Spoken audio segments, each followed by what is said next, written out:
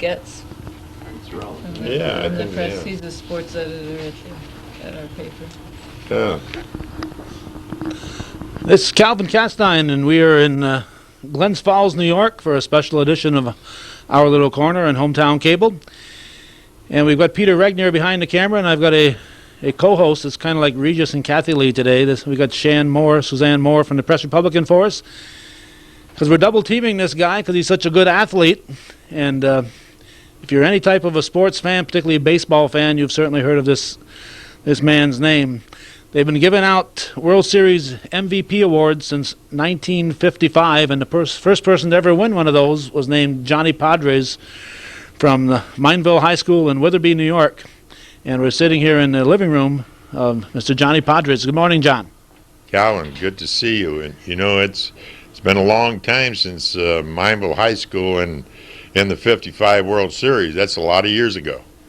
Yeah, we're taping this in the year 2000. We're hoping this tape will be shown several times over the years, so we'll refer occasionally to the year 2000. And, of course, the year 2000 sparked a lot of renewed interest in probably the name of Johnny Podres. How's it been for the last month or so with the Subway Series, the first one since 1956? Well, actually, I've been left alone for 4, 5, 6 years. I get some calls when the Dodgers played the Yankees in series. That's years back. When in L.A., living up here in Glens Falls. But this year was quite different. Being a Subway Series in New York. I mean, they talked about Larson's no-hitter. They talked about the 1955 World Series and a great catch Sandy Ambrose made that day when Walter Olson got him in the game in the 6th inning, and Don Zimmer started that game at second base. Junior Gilliam started in left, but in the 6th inning, Olson took Zimmer out of the game, and you wonder why all that happened in the 6th inning when I got the first two guys on, and Yogi Berra hits a ball to left field. Ambrose makes a great catch, throws a perfect relay throw to Pee Wee Reese, and he doubles off Gil McDougall at first for 2 outs. To me, that was a whole ball game. Now, was that in Game 7? That was in Game 7, and when Olson made the move, and you wonder why did he make the move in the 6th inning? Usually, for defensive purposes, you put a guy in a game around the 7th or 8th, about maybe the 8th inning, if you think that he's going to be your outfielder to make a play. Yeah, you will keep that bat in there as long as you can, and obviously that's the genius of being a successful manager. Joe Torre over the last several years has seemed to always push the right button. And I know you're not a big Yankee fan from what you've told me. Well, I tell you, it's pushing the right buttons, what you say, is unbelievable when you have the players to push the buttons with. Now, if you don't have the good players, you can push all the buttons you want, and you got no chance to win. But when you got good players, that's what makes good managers. You look at managers. In 1992, I was a coach in Philadelphia. We finished last. In 93, we played Toronto in the World Series. Basically, we had almost the same team with a few changes in the wintertime, and all of a sudden we got a ball club that gelled and went to the World Series in 93. And Fregosi managed our team the last place and managed our team to the World Series. So what do you say about managers? And how about chemistry? We hear that word a lot. I'm not sure if chemistry is the correct word, but it's used to define how certain players interact, and you end up with this mix of players, and all of a sudden you've got a championship-type club. You always get a good mix of players on your ball club if they're good ones. And that's what brings in the chemistry. Chemistry is winning. When you win, the way you win only because you got good players and you got people on your bench that can come and play and deliver a base hit with 2 on with 2 outs. Those are the kind of players that you really need to win a pennant and go on and end up playing in the World Series. Okay, we're going to talk about that stuff and a whole lot more. We're going to go back and take Johnny back to 1949 probably. Not 1949. No, but we're going back to Mineville. Yeah, we're going to go right back to that. Right now I want to pause just for a brief moment. Okay, we are back, and John, I want to go back, as I said, back to 49, maybe back to 1932 and beyond there. Podres' name, as we all know, in your case, comes out of Witherby, Mineville area. When did the Podres family arrive in the Moriah, Port Henry area? All I know is my dad worked in the mines in Mineville, and I was born in Witherby, New York. We lived in Witherby, New York all our lives, and I've just been down here in Glens Falls. Well, we've been down here for about 18 years, but most of my life I spent in Witherby and Mineville, and I really enjoyed it there. You know, there were a lot of guys I hunted with in that area. We had a lot of fun, a lot of pinochle buddies. A few of them have passed on since, but it was great. And I had the greatest fishing places up there. I used to go to Lincoln Pond, fished in a place called Birch Pond for trout. You know, it was just great. You'd go there, but now Lincoln Pond used to be one of the best bass ponds around. But now there's too much milfoil in that pond. They got to do something about that. So make it better for the fish. I think that all that milfoil's taking all the oxygen out of the pond. The fish just die in there. So, you know, they get them once in a while. But the only time I can really get any fish in there is in the spring of the year when those weeds all go down to the bottom, and I catch a few crappie out of there now, which I never did years back. So you hunt too, hunt and fish, or just a big fisher? Oh, we used to hunt. We used to hunt all the time, but ever since I had the bypasses, I stopped hunting. I've had 6 bypasses, so I don't hunt anymore. I can't climb over those mountains anymore. In fact, you know, these are the golden years, but it's pretty tough in these golden years. Well, you can't walk too far in Mineville and Port Henry without climbing a hill, so you probably don't go back there too often. You ever go back to look at Johnny Podres' field at the Moriah School? Oh, I go by there once in a while, but you know, most of the time when I go up there, it's to fish on Lincoln Pond. You know, you just get out in a boat and you don't have to do much work. You know, you just oar a little bit and then anchor the boat and hope you get to see your bob and minnie go down. You want to throw that minnie out and see the bob go down. So I've had fun up there. Okay, now, you say your father worked in the mines. Was he the only member of the family, or did you have some uncles too that also were there? Oh yeah, my uncle Steve Podres. He worked for Republic Steel. He run a heist up there. My dad worked in the mines. He run a heist. My dad was a jack of all trades up for Republic Steel. In fact, I worked in Republic Steel. I came home from Hazard, Kentucky in 1951, my first year in baseball, and I came home and I went up to Republic Steel and said, I need a job for the winter. I was only making $150 a month playing in Class D. So now they said, we don't have anything. I wanted to work on the surface, so we don't have anything on the surface. I said, look, I'll go in the mines for the winter.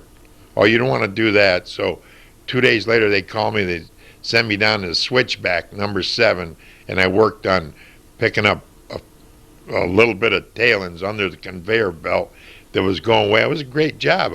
I picked up some dirt, and I got paid for 8 hours. It took me about a half hour to do my work, and got paid for 7.5. Must have been a union job. I don't know. It was a job for Republic Steel. So the next year I went to spring training with the Brooklyn Dodgers, and I really didn't have to work in the winter after that. Okay. Now, did your father go into the ground, underground? Was his work? Yes, my dad worked underground. Now, as a kid, are you aware of the danger? That are you worried when you're? Well, after the World Series in 1955, they took some pictures of me on there where my dad was working. It was quite an experience seeing those cars underneath in the mines and things like that. And it was a great experience to go down there and see how far down they go and they work there. Now, were there any big accidents? I know accidents and mining is kind of go hand in hand, unfortunately. Any big accidents when you were a kid growing up that might have got you concerned about your father being in there? Well, you're always concerned about working in the mines. In fact, my father fell off a bluff when he was working in the mines, broke both his legs, and it took him a long time before he started walking again. In fact, we were supposed to go fishing that night. We were supposed to go bullhead fishing. I was digging worms all day long that day, and And I remember one of the head people from the mines coming over and say that my dad got hurt and he's in the hospital. So it was pretty awful. Where would you have gone to? Elizabethtown, Ticonderoga, Plattsburgh? Where would which hospital would it have been? Do you recall? It was in Republic Steel. The hospital was right in Witherby. Oh, they had Witherby Mineville Hospital at the time, yes. And he broke both his legs, but then he lived for about 15 years later. I lost my dad in 1961. It was a year that I probably would have won 20 games in L.A., but I didn't pitch the whole month of September. I had 18 wins in August. I pitched one more game. I think it was early September, and lost that game. I ended up 18-5 that year and missed maybe 7 starts in September. Because of your father's health? Because he passed away around September 10th, and I didn't go back. I see. That year there, as I recall, you led the National League in winning percentage, right? I did in 1961 in winning percentage, and then in 1957, when I came out of the service, I beat the Yankees in the 55 World Series. The next year I was in the service in the Navy and came out in 57, led the league in earned run average with a 2.6 in Brooklyn. I pitched 6 shutouts that year, pitched 200 innings, and I won 12 and lost 9. I remember asking Pee Wee one day, I said, Pee Wee, when you guys going to get me some runs? And he looked me square in the eye and he said, Johnny, you got to beat somebody 1-0 sometime. And I turned around to Pee Wee and I said, I've already done that 3 times, Pee Wee. Of course, the Brooklyn Dodgers in those days, in 1957, those guys were sort of getting to be the over-the-hill gang. Those guys were getting older then, and the next year we moved to L.A. In fact, in L.A., the next year we finished next to last. And then in 59, with some younger players out in L.A., we end up winning and playing the White Sox in the World Series.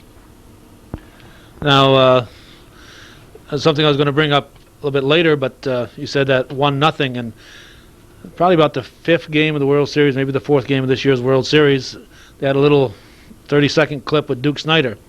And Duke Snider said in 1955, this young 23-year-old fella said, in Game 7, just get me 1 run and we'll win this one. Is that true? Well, that's what Duke always says, That's what you said going over there on the bus, Johnny. You said that all we need is 1 run and you'll shut out the Yankees today. But I don't ever remember saying that. Maybe Duke's just saying that. Because, Duke Snider in that World Series in 55, he had 4 home runs. And we end up winning that World Series. But in my mind, he probably was the MVP in that game. I won it because I pitched 2 complete games. I won the 3rd game 8-3, and the 7th game 2-0. But I think the most important game that I pitched in that World Series, I remember Jackie Robinson saying after the game, when I beat the Yankees 8-3, he says, that's probably one of the most important games you'll ever pitch, because we were down 2 games to none. We don't win that. We don't play a 7th game in the World Series. So you had to.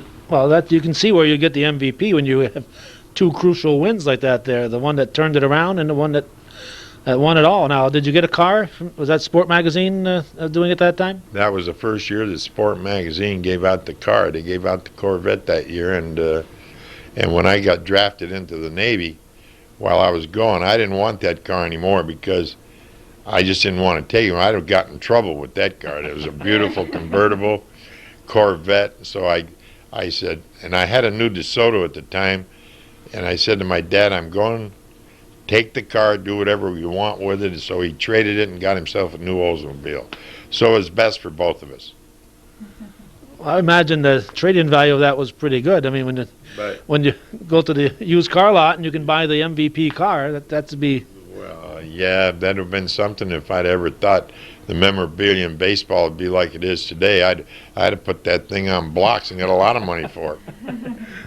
Yeah, you could live just off the interest that car would bring right now. I want to end up going back to Mineville here, but you mentioned the point about going into the Navy.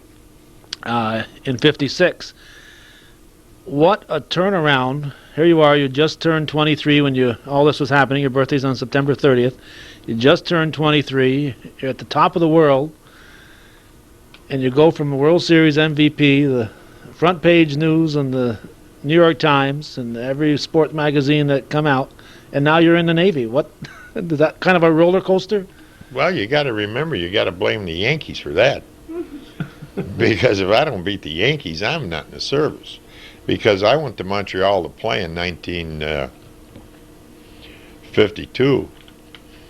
I got drafted into the service. I had a back problem. I took my x-rays. They x-rayed me when I went to take my physical. They said I couldn't make the requirements. They said, you can go back and play ball. So I went to Montreal to play. And then when I beat the Yankees, I got reclassified and got taken into the service in '56.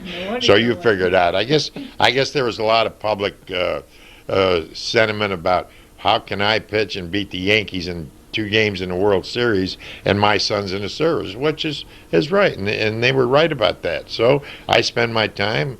I was supposed to have been in for 2 years. They let me out in 6 months. I went back and played baseball in '57. And you know, it's really amazing that in 1957, I finished off in 1955 beating the Yankees 2-0 in the World Series. And my first start in Brooklyn in 1957, I pitched against Bob Friend and beat him 2-0. So 2-0 was a pretty good number for me. And we're in the year 2000 right now, so That is the year 2000 right now. So this must be your year, John. Let's go back to Mineville in your high school days.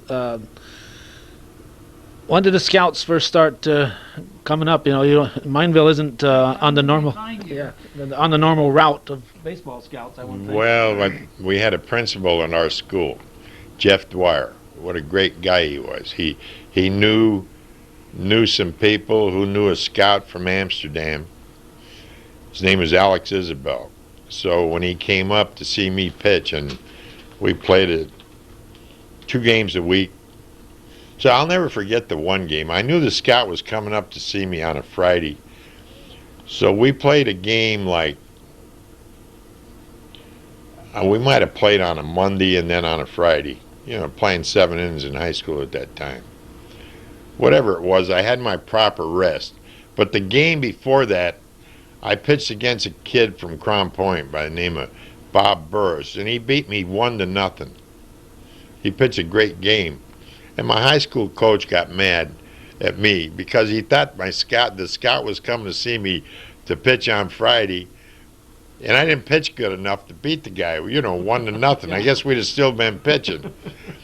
So on Friday, the scout saw me pitch, and I pitched a no-hitter against the team I was pitching against. Probably the only no-hitter I ever pitched in my life. So I got lucky that way. I got invited to Brooklyn to work out there. I worked out with the Phillies that summer, too. That was my first try at getting a workout with the Phillies. I threw in Connie Mack Stadium, and when I got done throwing, they said, you seem like you got pretty good stuff and all that, but we think you're a little too small. I was 5'10", 5'11". I was a senior in high school. I weighed about 160 pounds. And the Phillies at that time, the Phillies always signed big, tall guys, 6'5", 6'6", 6'7". They wanted big, tall pitchers. So I went on my way. I got a tryout with the Dodgers. I threw for the Dodgers on the side. Went up and met Mr. Rickey in 1951. I think it was at 1950. And the Dodgers signed me. I got a bonus. I got about $6,000. It was a bonus rule at the time that if you got more than $6,000, you had to stay at the major league level. But I got like a $5,200 bonus and $800 for the playing season that totaled to $6,000. So when I got that bonus, man, I went out and bought myself a new Oldsmobile. It cost $2,000 at the time. Bought some clothes, and I was busted again. Didn't last too long, did it? Just the kid then, huh? Well, But I got what I wanted. I got some new clothes and a new Oldsmobile. you went to downtown Port Henry and bought some clothes? I don't know. I went to probably Sagan's men's shop or somewhere around Port Henry. I used to go to Sagan's a lot in Port Henry, New York. Yeah. Okay. What year did you graduate? I graduated in 1950. That's the year I signed, and 51 was my first year in professional baseball. In '53, your first year in the majors. In the big leagues with the Brooklyn Dodgers. Calvin, let me. Okay. Here's an important game that you played in. March 26, 1949. Champlain College in Plattsburgh. I remember that game. That was a basketball game we played.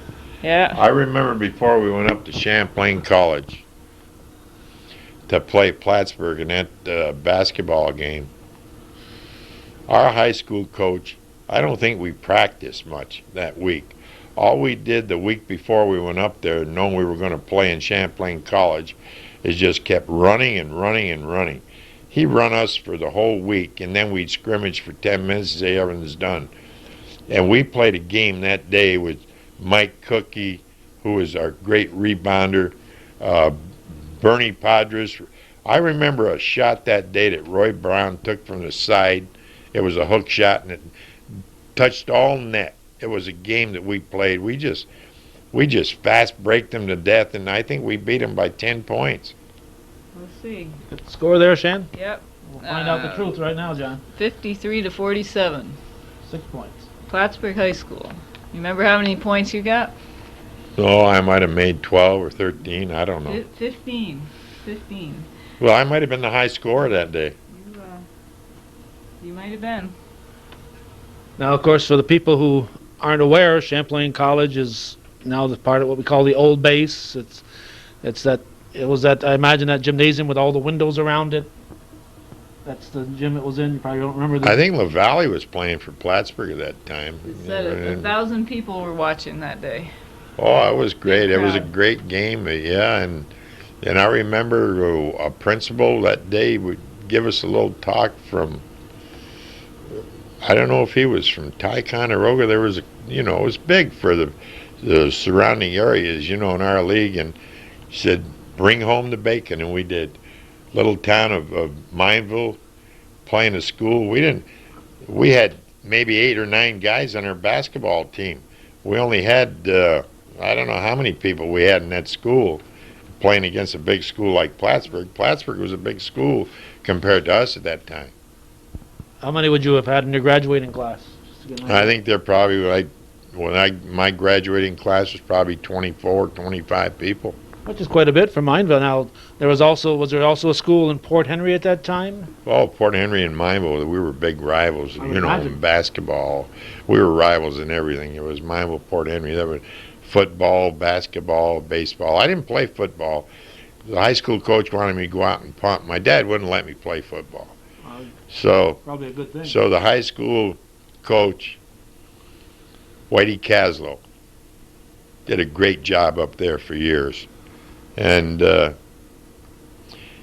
wanted me to come out and kick, be the punter on 4th down when they needed to punt. I could punt the ball pretty good. So one day after church, he came and asked my dad, can he come out just to punt? My dad said, yeah, next week he'll be punting, and the week after that he'll be playing quarterback. No chance. You got no chance to take it. And, with injuries in football and the career you had in baseball, your father was probably very wise to think I think that you way. made the right decision. You end up hurting your knee. I know a lot of guys that play football, and being a coach around baseball, there's a lot of guys have knee problems that played football. Okay, before we leave your high school days, any names, opponents, or otherwise that stand out that were your big rivals back then as individuals? Well, we played St. John's. I remember a guy up there that could real good basketball player, guy by the name of Urgel Votra, and then LaValle's. I remember a big guy up in Plattsburgh who used to pole vault. I pole vaulted a little bit in high school too. Remember the guy's name was Bergman. He could pole vault. I think he pole vault 12 feet. At that time it was pretty good, pole vault 12 feet. I remember the bar would get up to 9 feet, 9 feet 6 or 10 feet. He'd pass. He would pass, and then he'd put it up to 10-6. He'd go over like nothing. So they had some great athletes up there, and we had guys that were good athletes when I played in high school. I had a catcher up there that caught me all my career in high school, Sherman Chapel. He's passed on since. And he caught me all every step of the way through high school. What a great catcher he was. Somebody else probably couldn't have handled me. He made a big difference in my life, being the guy to catch me for 4 years. And it was just great to have that guy all through my high school career. Okay. Can I ask you a question, Sure. Jordan? Go ahead. When did you was your big dream to play Major League Baseball? My big dream was to play Major League Baseball and with the Brooklyn Dodgers, which I did. I was always a Dodger fan growing up. I remember my mom. I'd be listening to Dodger games, Red Barber. The Dodgers are FOB, full of Brooks. And it'd be about the 11th or 12th inning, they'd get into one of those games. She says, you got to go to bed. You got to go to school tomorrow. I said, just one more inning, Ma. And then I'd get up a little late and maybe get in class a little bit late the next day. But I finally made it. I got to the Brooklyn Dodgers. Kind of obviously a dream come true. The family name, Padres, is that, what's the ethnicity of that? I'm Lithuanian. I'm Polish. You know, even right now today, the phone rings here a lot. They say Padres. Actually, the right pronunciation is Podres. But when I got to the big leagues, they call me Johnny Podres. And I want to tell you something. I've had Latin relatives. I've had Mexican relatives. I've had Spanish. I had a call the other day that asked me, you speak Spanish? You know, and I know the person that called me, they were Spanish.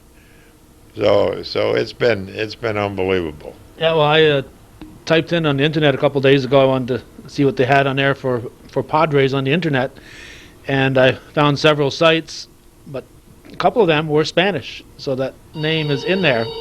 And it sounds like we've got a phone call. You want to answer the phone, or just going to let it ring? All right. Let it ring. All right. So if you were calling John at 10:30 on on November 2nd, you're out of luck.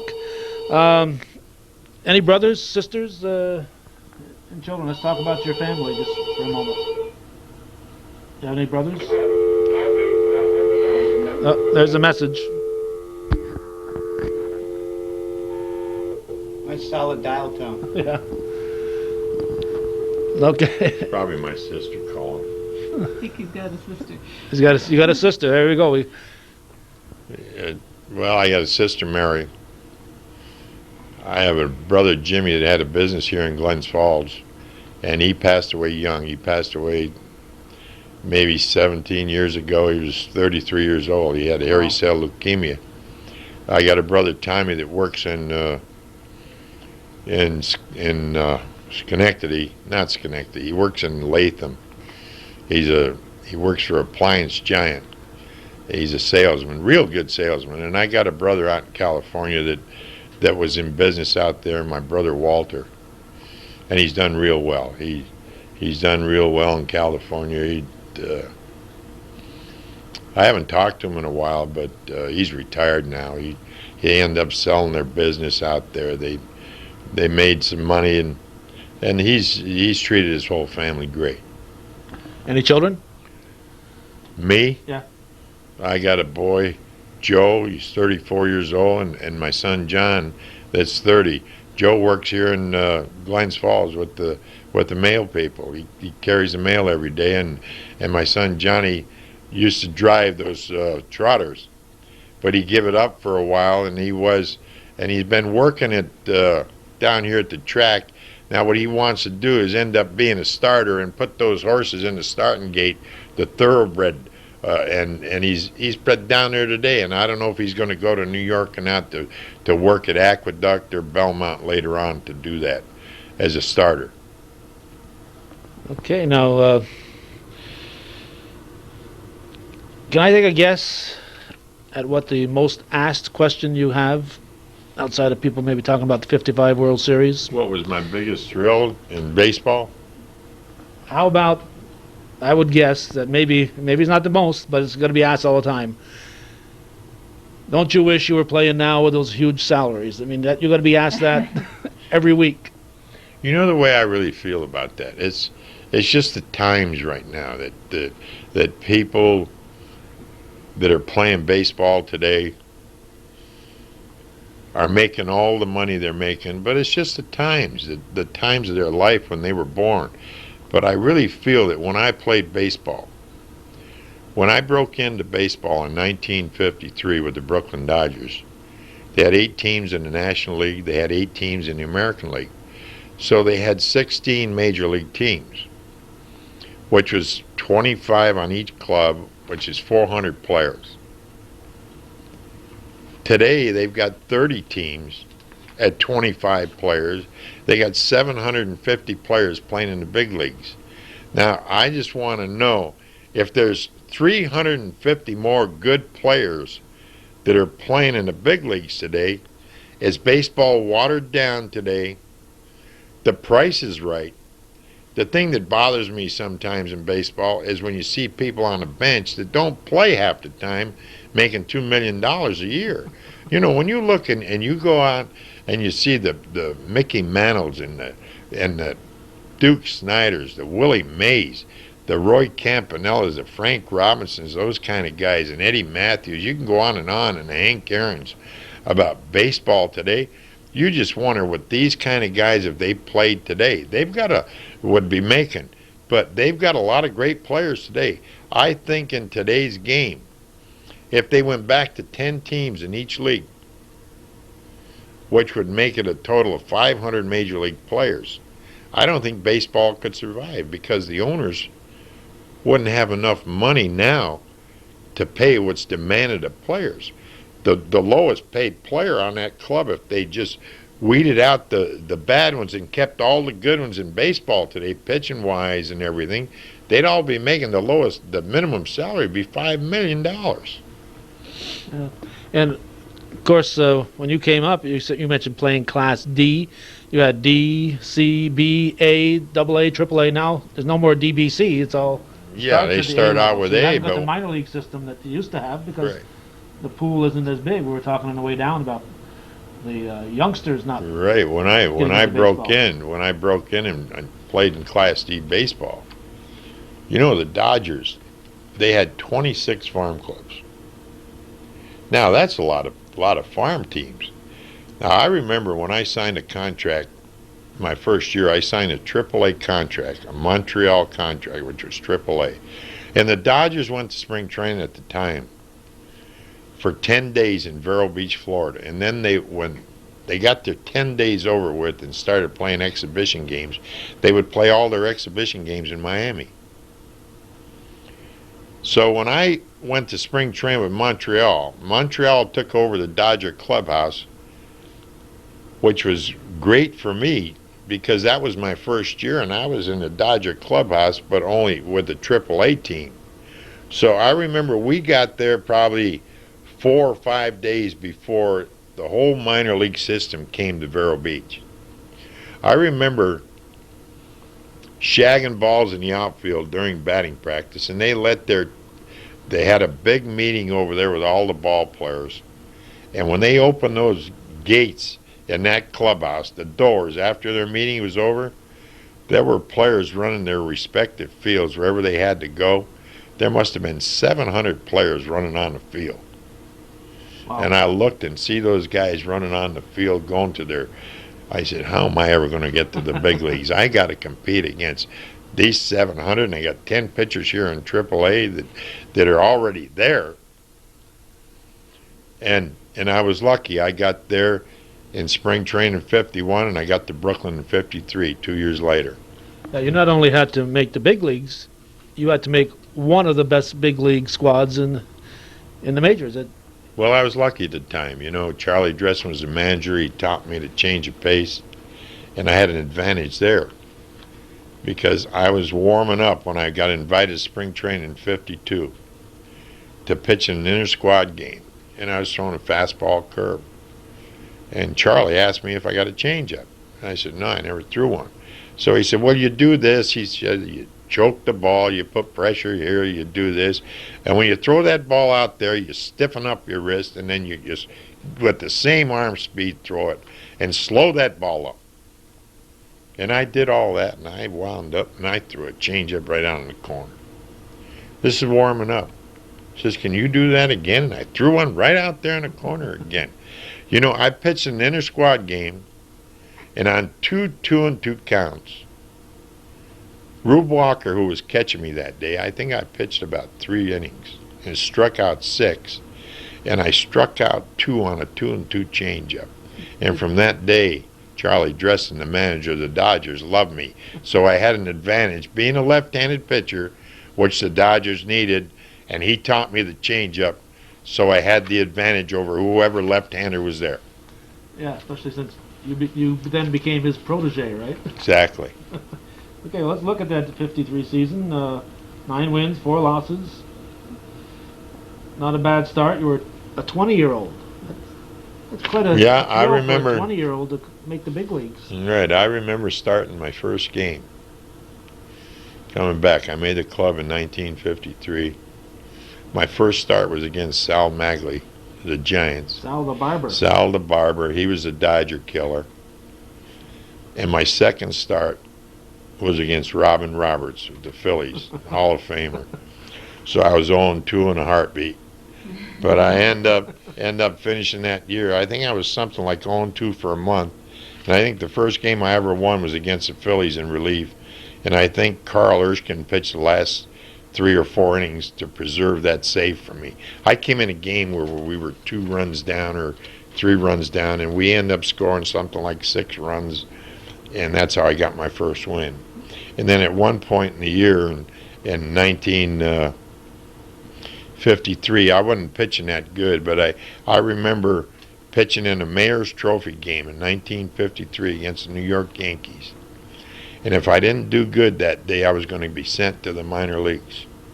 And I think I struck out something like 13 against the Yankees that night, and they started me, and I think I won about 5 or 6 games in a row, and I ended up 9-4 that year. Can you remember year by year what your win-loss record is? That I would think I would. I know the second year that I pitched, I was 11-7. Yeah. I won 11 games, but I started off that year. I had 7 wins in June. I was something like 7-2, and I had my appendix out, and I was out on a disabled list or whatever it was. I probably didn't pitch for 6 weeks after that, and I ended up being out of shape and never caught up with the league. I think I ended up 11-7. So I had 7. I was 7-2, got my appendix out, and ended up the rest of the year being like 4-5, something like that. Yeah, I mean, the math would Yeah. be. And of course, 55. And then 55 is the same way. I started off that year. I had 7 wins in June again. I was something like 7-2 or 7-3. And by the way, in 1955, the Dodgers won 10 straight, lost 1. They won 10 more straight and lost 1. So they were like 20-2. And I lost both of them. But I still had 7 wins in June. And I had a year that was injuries, my shoulder, my back. I got the batting cage. The ground crew was wheeling it off in Ebbets Field in August, late August. And they run it into my ribs. I was going to hit fungos to the outfield. And then I never come back for 2 or 3 more weeks, the middle of September. The Dodgers had cinched the pennant. The Dodgers pitched me in Pittsburgh. If I didn't pitch good in Pittsburgh, they were going to take me off the roster for the World Series because I'd been hurt. But I think I pitched 4 innings and had a big night. I think I had 4 innings. I struck out about 7. They decided to leave me on the roster. And the rest was history from the World Series, starting the 3rd game and then the 7th game. So going into the. But the one thing about it is the Yankees got a fresh pitcher in that series because I didn't pitch a lot of innings that year. But I was like a horse that they lay off for 2 months, and he's got a lot of speed, and they race him the first time he races good. You were one of these unlikely heroes of the World Series at that point, because at 9-10 record, and who could have imagined that? But it always happens that way in World Series play. You get some guy that nobody expects him to do anything. There's no pressure on him, and you go out and do good. you relax more, your talent comes out, and you pitch well or you play well. Well, but unlike Don Larson, who had an okay career, you ended up having a very nice major league career. You were a three-time All-Star. Three-time All-Star. I think I won about 148 games, and Yeah, it's and about yeah, I 148. pitched about 30 some games over 500, and won 4 World Series games. So I did have a pretty good career. When you go back and look at it, and especially that year in 1957 when I came out, when Pee Wee said you got to beat somebody 1-0, and that probably was the best year coming out of the service that I ever pitched in my life. Winning 12 and losing 9 and pitching 6 shutouts. I pitched outstanding that year. That should have been my 20-game win year. In 1957, you only won 12 games, but you led the league in ERA with a 2.66. So you had as you said, That's the year I'm talking about, and ended up pitching 6 shutouts. And like I say, the Dodgers were sort of over the hill. They didn't score the runs they did, and it was all that talk about moving to Los Angeles, and probably the older players on the club playing in Brooklyn all that time. It probably affected a lot of them and their families because they were big Brooklyn guys. They couldn't do anything wrong in Brooklyn. The Pee Wee Reeses all the way down to the Robinsons and the Campanellas, the Newcombs, the Erskines, the Labines, the Hodges, whoever they were, and Duke and Carl Furillo. Those guys lived in Brooklyn for years and played together for years. Now, was it a foregone decision? Did everybody know that 57 was going to be the last year? They all knew that, and it was really amazing. I remember the last game we played in Brooklyn. I think Danny McDevitt pitched. He shut him out. He shut a team out. But during that game, we had to hold up the game for about a half hour because they announced the Dodgers were moving. It was unbelievable. The fog rolled in for about a half hour, and then we went back and played, finished the game. You were lucky to get out of there alive, probably. Oh, it was something else. I've been back to Brooklyn when I was a coach in Minnesota, and they had the name over there, Ebbets Field Apartments. It brought tears to your eyes. Remember, it was Ebbets Field, and then it was Ebbets Field Apartments. So. Yeah, it didn't take long to tear it down, the Polo Grounds. Didn't take long, the Polo Grounds, and everything was new. It's just like today. You look at ballparks, people playing ballparks, they need a new ballpark. Like they need a new ballpark in Philadelphia. They play in Vet Stadium. They want to get a new ballpark there, new for the football team there. And Dodger Stadium looks like it's still new. But you'll end up down the road, they'll say they need a new ballpark. Yeah, that seems to be the cure-all for everything. Well, look what the Giants did. The Giants got a new ballpark, and they drew probably close to 3 million people this year. Yeah, San Francisco's a tough area to. It's tough. To San Francisco, we'd go there and play. All of a sudden, San Francisco, you look up, and they're drawing 40,000 people a game because of the new ballpark. If they're not getting as cold as they used to. Now, looking at your career here, after the 1963 season, and you were just turned 31 at the end of the 63 season, you had 129 wins. You were in the midst of a fantastic career. Well, in 1963, I think I might have won 15 games. I don't know. It was 14. You won 15 in 62. You won 18 in 61. In 1964, I had my arm operated on, and after I got my arm operated on, I just lost 5 miles an hour in my fastball. It was done, And I think the biggest mistake I made was I was throwing my changeup the same way, but I didn't I should have ended up making my changeup a little slower. When I was throwing 92, 93 miles an hour, my changeup was perfect. But when I got down into the 80s, then my changeup should have been slower to complement my fastball. But I did everything the same, but the ball wasn't getting there the same anymore. And from 64, after I had my arm operated on, I didn't win too many ball games. I think I won about 7 or 8 games in 1965. Then I got sold to Detroit. I pitched mostly in relief in Detroit. I guess I was just hanging on, I had a reputation for being a pretty good pitcher with Brooklyn and LA and Detroit. Took a shot with me for a couple of years. I got released and then finished up in San Diego, winning 5 games at 37 or 38 years old. And then Buzzy Bavasi made me a roving pitching coach, which I started a new career and ended up being a pitching coach in the big leagues for like, I don't know, 6 with Philadelphia, 6 in Minnesota, 1 year in San Diego with Don Zimmer, and a year in Boston with Don Zimmer. So I was a pitching coach in the big leagues for 12 or 14 years. In addition to a 15-year major league career. Right. So I spent 27 or 28 years in the big leagues, as a player and a coach. Now, Don Zimmer spent 52 years in organized baseball. He wears that number on his shirt, as you know. Well, after this year and then next year, he'll have to wear number 53. That's right. Last year he didn't wear 51, though. I know in '98 he was wearing 50, but 51 belongs to Bernie. And that 51 is Bernie Williams' number, so maybe the next year will be 52. We'll have to find out who's wearing 52. Well, this year was 52. This year was 52, so next year is 53. So well, whatever it is, he's been great. He's a great guy. I got to talk with him in '98, and he's just a fantastic person, and obviously he's been good to you because you were his pitching coach for a couple of times. Wow, sure.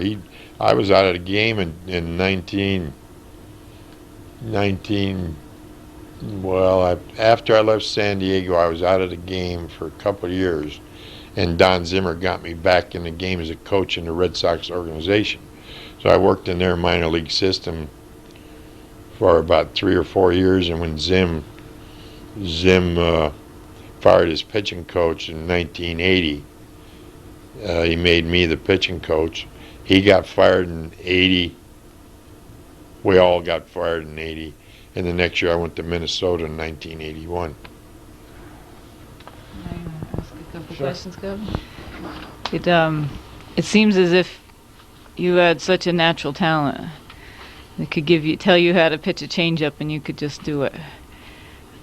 That was all that one day, right? She showed you how, and I haven't. It was just one of those things. Is maybe that changeup was just sitting out there waiting for somebody to say you got a changeup. But Charlie Dressen gave me the right approach to that changeup.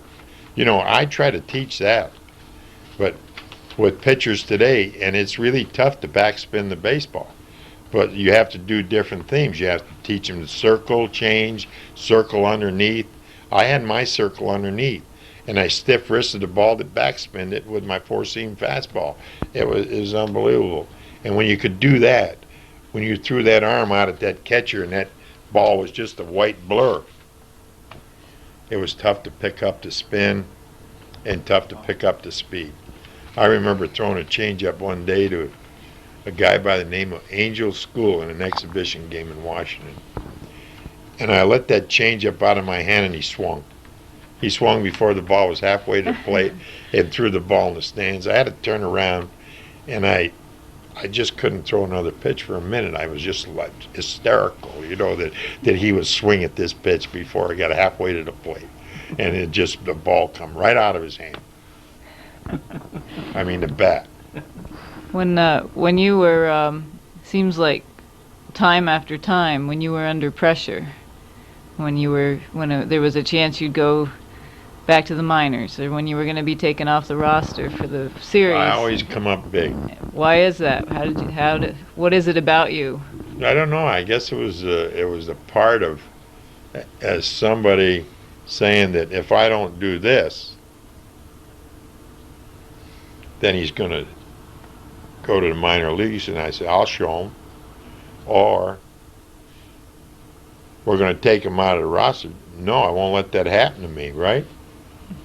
But maybe if I had that attitude every game I pitched in my lifetime, maybe I'd have gone to the Hall of Fame. You needed more pressure, maybe. I need somebody to put pressure on me every time I pitch. But it seems to me that being a big league pitcher has to be one of the most stressful jobs on the face of the earth.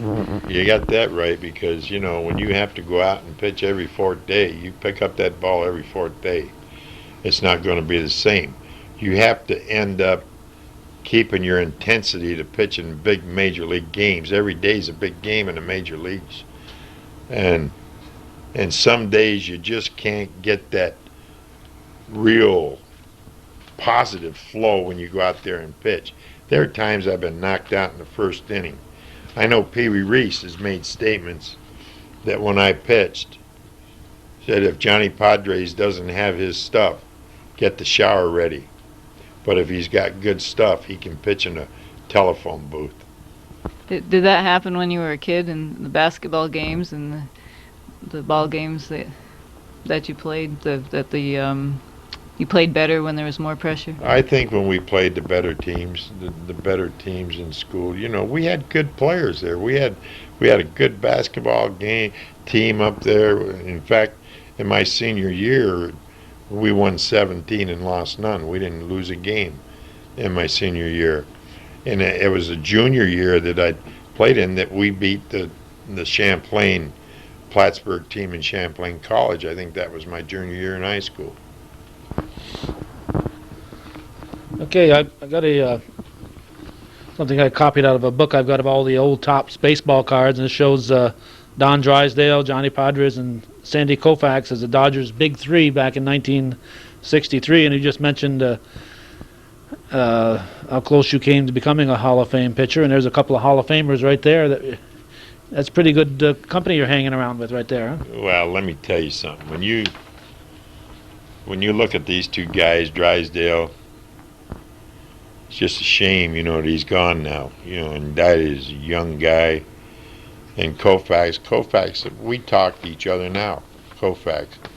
But watching these two guys pitch, in fact, before these guys really got good, I was the big guy, and these guys were less. And then all of a sudden, these guys just went right by me, and the rest is history. They both went to the Hall of Fame, deservedly so, and especially Sandy Koufax, when I watched him for 6 years pitching for the Dodgers. You know, he came up in '55 with the Brooklyn Dodgers, and he never really hit his peak until Los Angeles, and I think it started around 1961. And from 61 to for 6 or 7 years, he just dominated the baseball. I mean, as a pitcher, and you know, anytime he ever went out there, if we scored 2 runs in the first inning, you say, oh, this is a laugher. We can sit and relax because they're not going to beat Sandy Koufax. And it was really great to watch Sandy Koufax and Don Drysdale. When Koufax would win, Drysdale would win. You know, these guys never lost. You know, they'd win 20-some games and lose 5. Koufax win 27 and lose 4. You know, it's watching those guys. You know, I was saying these two guys used to pitch complete games. And I was the other guy in the big three. And I'd go out and pitch 7 innings, but I knew what I was doing. I had a Larry Sherry or Ron Peronowski in the bullpen. I wanted to keep those guys sharp for when I really needed them. So I'd pitch 7, tell Olson I'm a little tired. He'd bring those 2 guys in the game. Koufax and Drysdale would pitch 9. But I had to keep my bullpen sharp. That's why you got out and then after the 7th. Now, looking back, the way you just told Shan that you were, when the pressure was on, you were a better pitcher, a better athlete. Maybe if these guys hadn't come along, you would have won some more games because they would have put more pressure on you. Well, I'm sure glad they come along because I enjoyed the years that they pitched for the Dodgers and us playing in World Series and having a good time together. Now, do you know what this is right here? That's this here. That's my rookie card. That's the first year. What was it that's like? A great picture of me, my rookie card. What was it like as a 21-year-old or whatever to get a look at your own self on a baseball card? Well, I think in my rookie card, I was 20 years old. Yeah, 20 years old, right. But times have really changed, you know, after all those years. It was fun, and all of a sudden you're 20 years old pitching for the Brooklyn Dodgers, and you go down the road 16 years later you're out of the game as a pitcher, and which is a long time. But when you look back at it, you say, where did those years go so fast? And you're still a young man at Yeah. 36, 37 years Right. old. But was it a big thrill to? You must have had a few baseball cards when you were growing up to see yourself on a baseball You know, card. I used to save the bubble gum and chew the bubble gum and throw the cards away. That bubble gum, you'd probably be. Some of that bubble gum, you'd be better off chewing the cardboard than the Exactly. gum. That was awfully tough stuff. Yeah. Remember, they used to use the cards in the bicycle wheels as Yeah, kids. we did that. What's a Johnny Podres card, rookie card, going for? Any I have idea? no idea. Do you have? You must have one. I hope. don't have any at all. You don't. You never kept any. I told you. Never knew things were going to be this good I in know, but baseball. just for your own. No. You got plaques and stuff on the wall. Well, that those are something else people have given me, and I never put these up there until my wife put them up. I wouldn't put them up.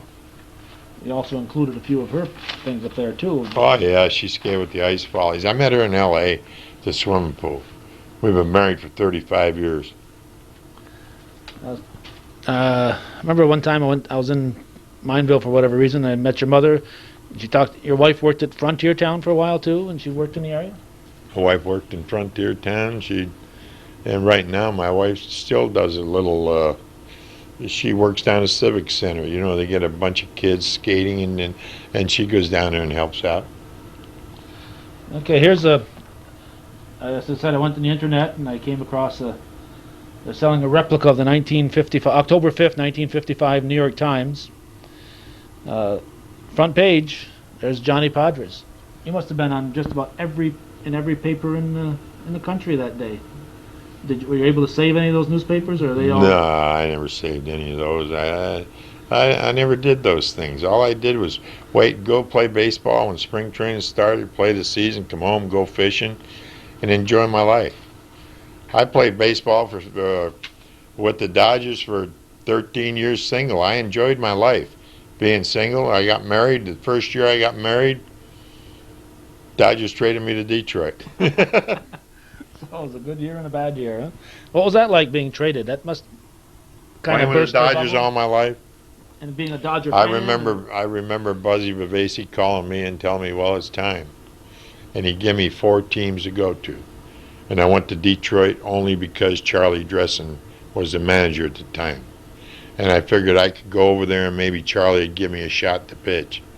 Where if I pitched more, I might have gotten better. If I pitched some innings, maybe my arm would have got stronger from the operation I had in '64. But it didn't work out that way. The first year I was over there, Charlie passed away. Then another man by the name of, I'm trying to think of his name, but I can't think of it offhand right now. He ended up being the manager, and he passed away. And they made a guy by the name of Frank Scaff the manager. He pitched me a couple times, and I pitched real well. And I figured the next year I would do all right. Mayo Smith become the manager. Johnny Sane become the pitching coach. I was an old-timer. Johnny Sane didn't have anything to gain by me being an older guy pitching there. So, and I don't blame him. He went along with the younger guys of these guys pitching.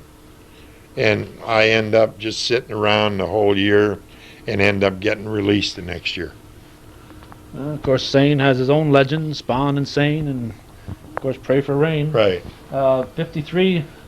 While on that internet site, they sell reprints of baseball cards. They got the entire 1953 reprint of that season.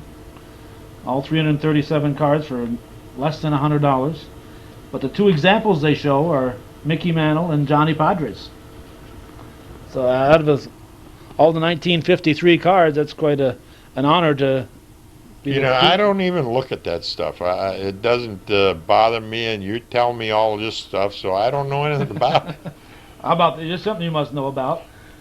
There's a baseball available with your name on it, 1955 MVP, Johnny Podres, $39.95. That's pretty good. You know, when I go to these card shows now, I got to charge these guys more money. I don't charge them hardly anything to go to these card shows.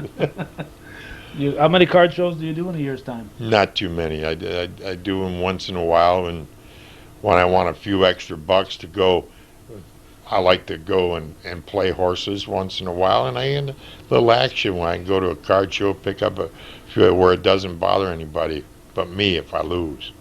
And you get a little vacation. Right. What, is it Kansas City you're heading for next? Is that what you I'm told going me? to Kansas City this weekend, yes. They wrote a song about that, About Johnny Podres going to No. No, just How much longer are we going to be on here? yeah. You're getting tired, huh? Yeah. All right. Well, let's take a quick break, and then we'll decide how much longer we're going to bother John here. Okay, we're going to wrap up the video portion of this interview. John, first of all, I want to thank you for taking time. We've killed most of your morning for you here, and I appreciate you taking time to chat with us. Well, that's no problem. I've enjoyed the talk, and I'll probably come up to Witherby fishing. I may let me know when it's on. When I'm up at home in Witherby, I can turn it on, go up there and see the show on TV. Well, maybe I'll send it down to Glens Falls here, and we'll see if we can get it on cable here, and I'll send you a copy also. So you'll Well, I enjoy that. and we're going to send you a copy of Shan Moore's Press Republican article. A couple things I did want to mention about you. You had 2 home runs in your major league career. Yes. I bet you remember those. both of them. I remember.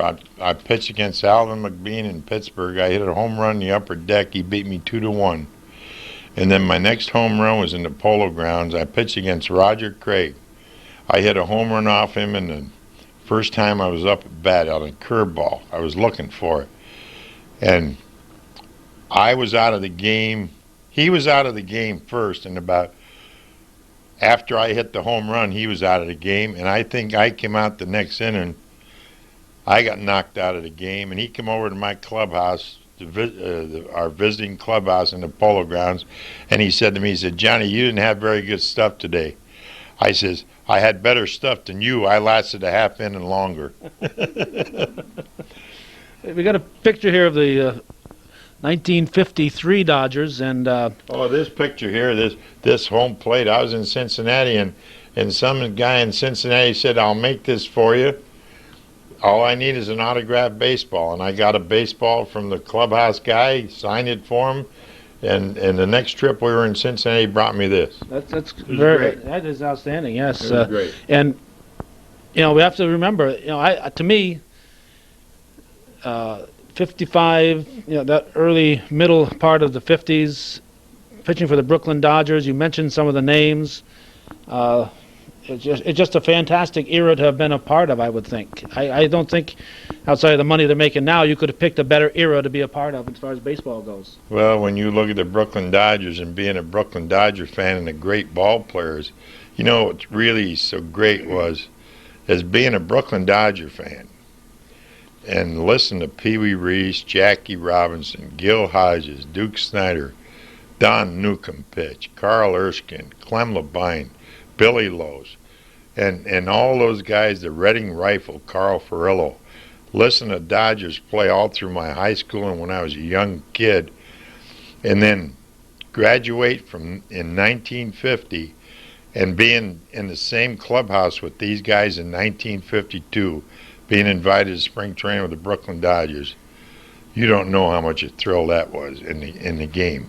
Just being in there with all those guys, watching them walk into that clubhouse and knowing the winners they were. And they were always winners. They couldn't get to beat the Yankees for a long time, but they were winners as far as I'm concerned. And I happened to be the lucky guy in 1955 pitching in Yankee Stadium, a left-handed pitcher's ballpark, and a great catch by Ambrose won the first world championship in Brooklyn, and Brooklyn's only world championship. Well, you're a little bit modest here. Let me just go off camera for just a bit here, and I want to read the last paragraph here of a Sporting News article that was written in 1955 by a writer, Sports Illustrated, a writer named Robert Creamer, and it was written October 17th. And he describes the dancing in the streets on October 4th and the party in the ancient Hotel Bossert on Montague Street. And, I remember all that. yeah, well, I imagine you do. You caused it all to happen.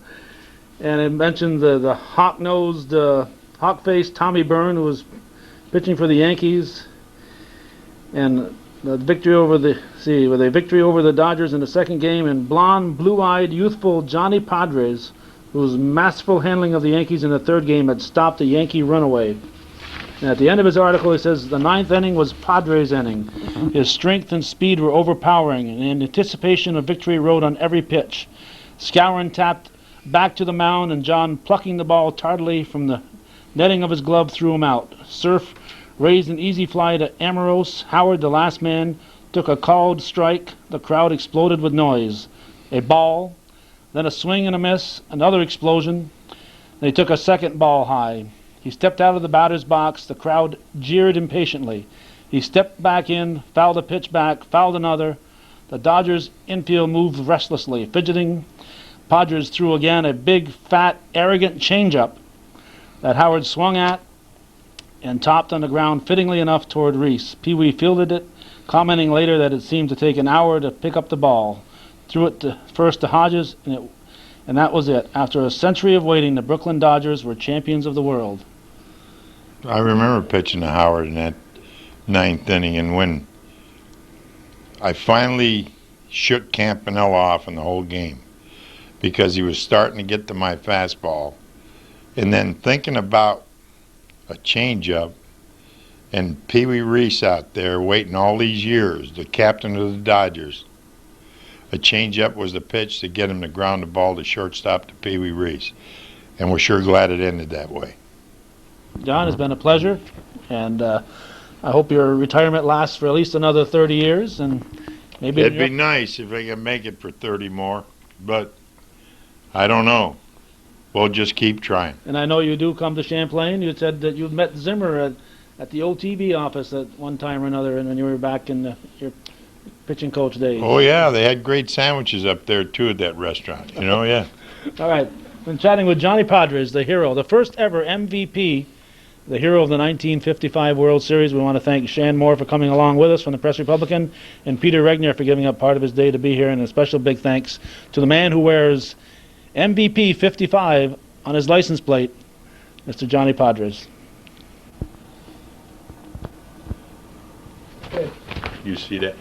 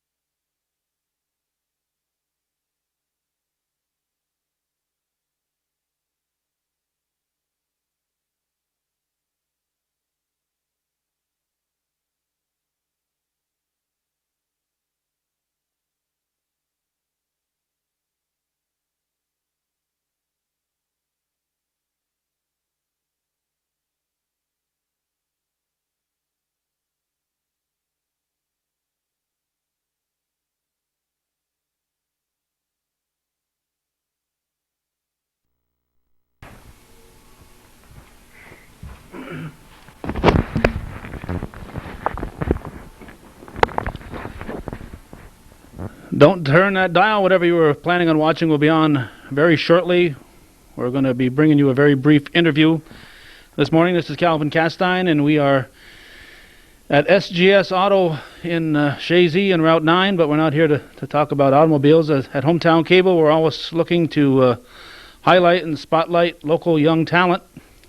And 2 out of 3 is not bad. You're local and you're talented, Staub, but the young part, we're maybe a little bit too late on that one. Yes, I was going to say something when you said young. I was going to say, I like you. we're here because Staub has just put out. I'm going to be showing this in the future years too. So in future years, it won't be just put out. But here in the year 2001, he has just put out a brand new CD. He's been in New York City, made how many trips? Oh, about 4. 4 trips to New York and New Jersey to come up with this CD, and we're going to be learning all about it. It's a Christmas theme, and we're going to find out all about it. But I think for those of you who are not familiar with Staub Spiegel, we're going to find out a little bit about Staub Spiegel before we get into the actual video that we'll be talking about. Staub, you're a local boy. Your mother was an Everett, and you're a Spiegel, so That's right. local families. Lived here all my life. Moved away for about a year and a half. Lived in Toronto a little bit, but yes, I'm from the area, and all my family's from the area. So I kind of know everybody, and I like to be here, and so.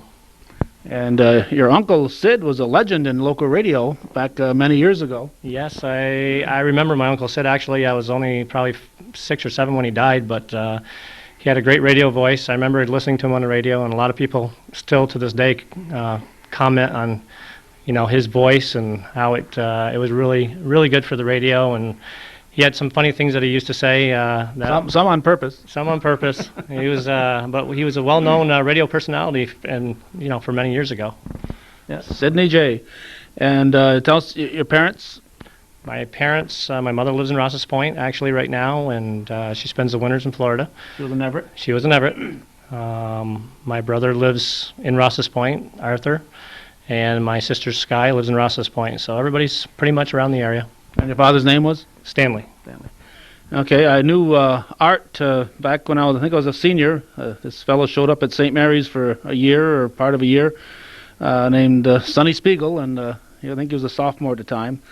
And immediately, everybody in the school liked the guy, and that's my first contact with the Spiegel family.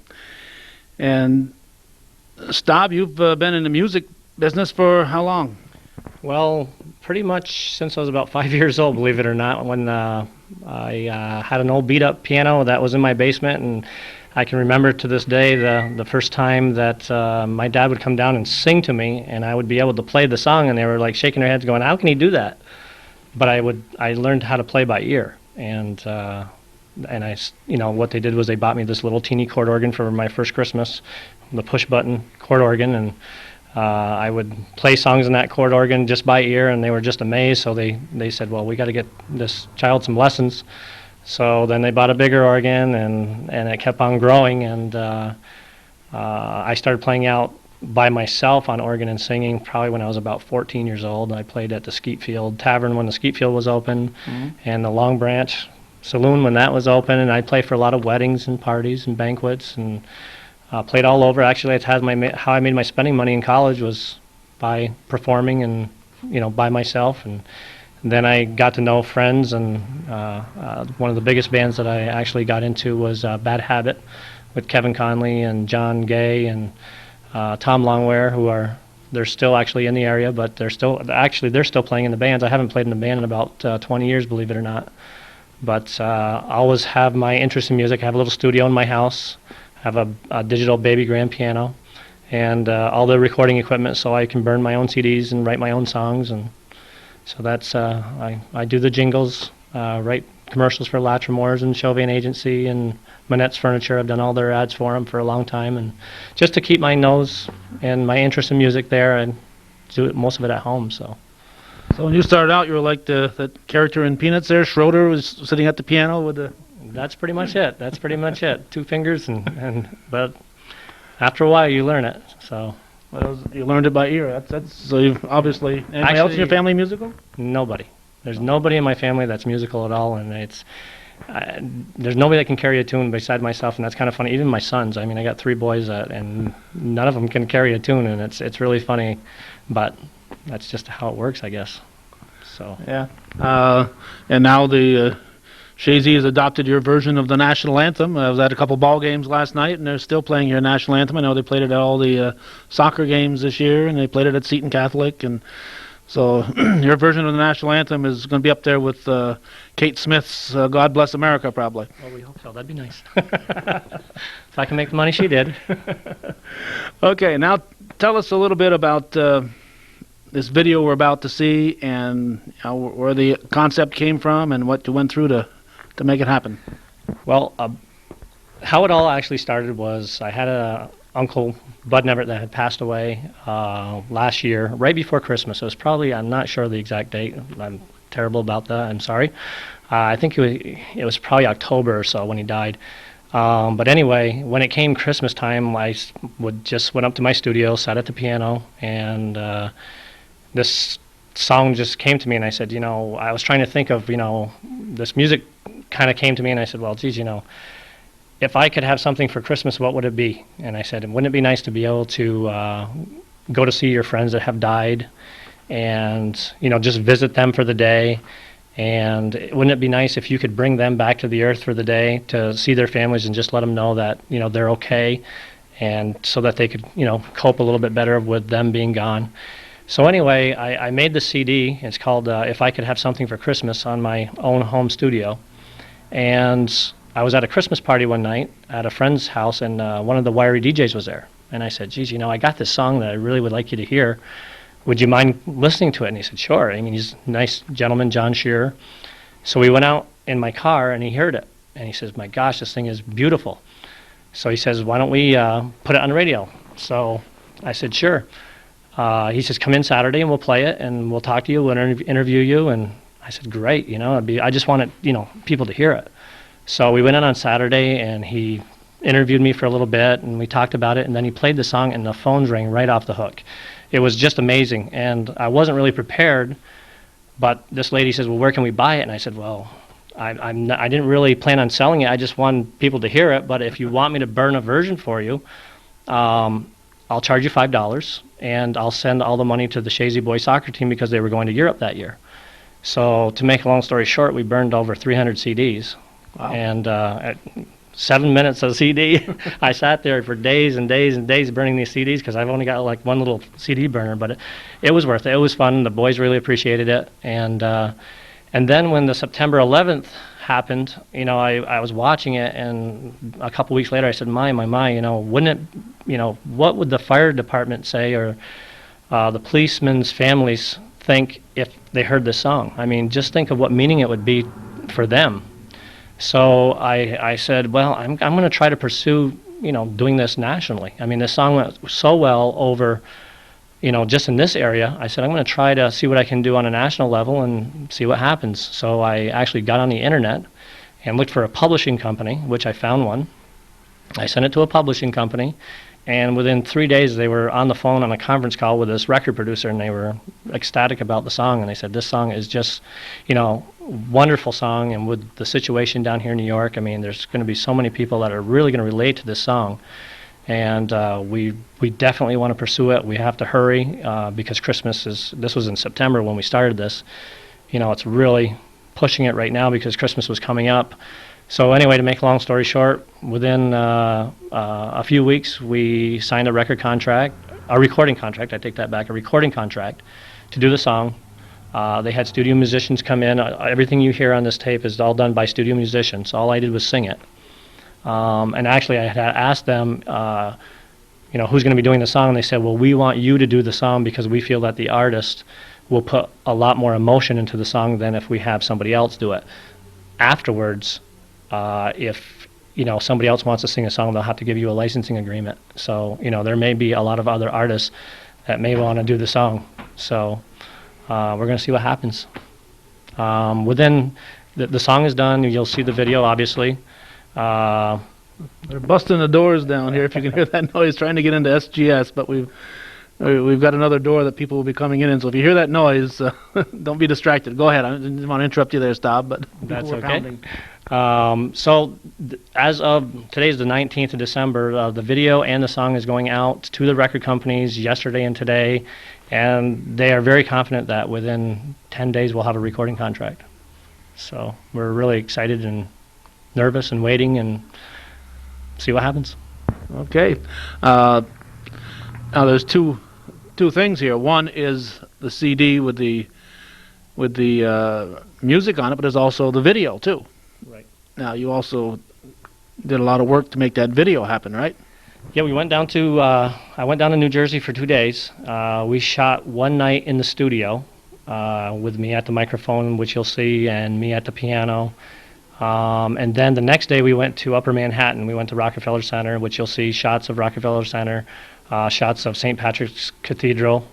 We went all the way up like 52nd and 55th Street. There's a lot of different shots that you'll see that it's all done in Upper Manhattan. And it was really touching doing this because the way you do it, obviously, they have you sing the song, but you really don't have a microphone or anything, so you're kind of lip syncing it. Mm-hmm.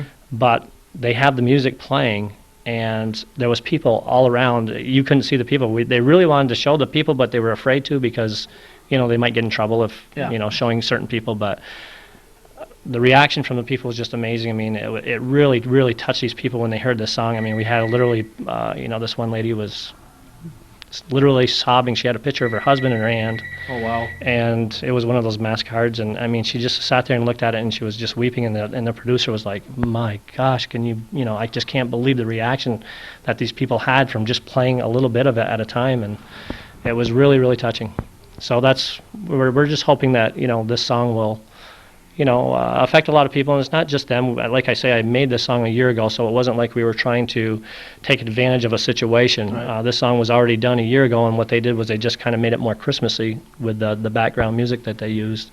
So it really came out pretty nice. We're pretty happy with it, and excited to, see the reaction from everybody, especially the people in New York, see how they react to it. Now, obviously, this is December 19th, and there's no way it's going to hit the market to have a Christmas sale this year. Is there hope that this would become a Christmas type of song, like Rudolph the Red-Nosed Reindeer every year, or White Christmas song every year? According to the publicist, which is Tito Batista, he's with Black Rose Productions, he loves the song so much. I mean, he thinks it may become a standard. And he says, I know it's going to be a little bit late for this year, but we just want to create the buzz this year about the song. And he says, you got three things going for you. Number one, it is a Christmas song, okay, which is very unusual for an artist to do a Christmas song. I mean, if it was an everyday, regular song, it would come and go in a hurry. But because it's a Christmas song, he thinks it'll be played every year. He also thinks that there's going to be a lot of other artists that are going to want to probably sing this song, which will be good. And again, I guess his main focus is if it doesn't, if we obviously can't get it out this year, next year the record company is going to want to really push it because they've already got it. They're going to have a big investment in it, so they're not just going to give it up. So I'm unfortunately this year we won't get the push that we need, but next year we're going to really push it. So we'll see what happens. Okay. Now, we're not here to as a commercial here by any means. We're here to, because as I said, I like to showcase local people, even if they're not young, that have some talent and are out there putting use to that talent. And obviously, there are videos and there are CDs. Is it possible to buy them from you? We haven't talked about this on camera before. Right now, I do have some copies. I'm not really selling them yet because I'm trying to wait to find out if the record company is going to release it as a single or if they're going to actually, from what I'm told, they may actually have me do it as an album and put the song on the album. So we're trying to wait to see what happens with that. But I do want to mention that we have agreed that all net proceeds for this song for like the first couple of years, everything's going to be directed to the World Trade Relief Fund, which Governor Pataki is actually overseeing. So any net proceeds that we make from this is going directly to the family. So. Okay. Anything else that we should know, Stab, before we tune into this video? I'm kind of anxious to watch it. Just that it's my first time, and I hope nobody laughs. Well, it's not your first time because you've been out there, as you said, you stopped playing 20 years ago in bands, and you must have played at least a year or two before that. So that makes you at least 30 years old. It was a lot of fun doing the video. I mean, to get up there with the camera and just put your feeling into the song. That's the only thing that you can really do. It's not a type of song where it's a dance song or anything like that. It was a real emotional song. So I did the best I could, and we're pretty happy with it. It came out pretty good. It's I love the scenes in it, and I think local people will be pretty impressed with it. All right, here it is in the title If I Could Have Something for Christmas. by Stop Spiegel.